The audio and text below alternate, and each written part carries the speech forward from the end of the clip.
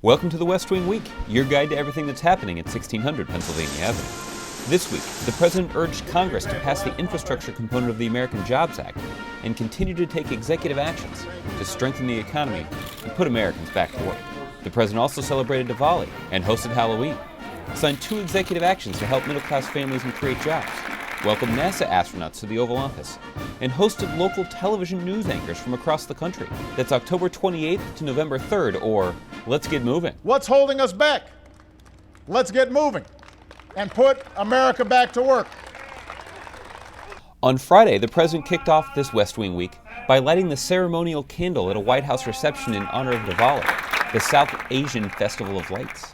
Meanwhile, a volunteer team of All Hallows Eve enthusiasts busily geared up for Halloween weekend at the White House. On Saturday, the President and First Lady welcomed Harry Potters and their kin from local elementary schools and military families for the annual White House trick-or-treat. Later that evening, the President attended the Italian American Heritage Foundation Gala, where he spoke of our shared past and our responsibility to future generations, no matter our heritage. I do not, in fact, have any Italian ancestry. Not all of us are that lucky. We've always been, and we will always be, a nation of immigrants from all over the world. And out of many, somehow we're able to forge ourselves into one people. On Monday, the President signed an executive order in the Oval Office to prevent consumers from being gouged by the high cost of prescription drugs. Congress has been trying since February to do something about this.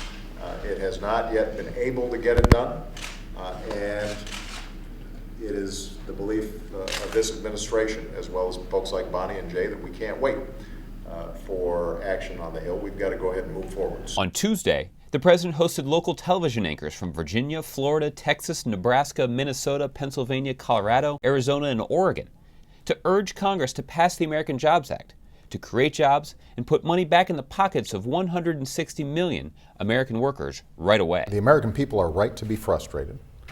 The economy is not where it needs to be. There are steps we can take right now that would put people back to work. My jobs plan. Independent economists have said it would create as many as 1.9 million jobs, grow the economy by as much as an extra 2%.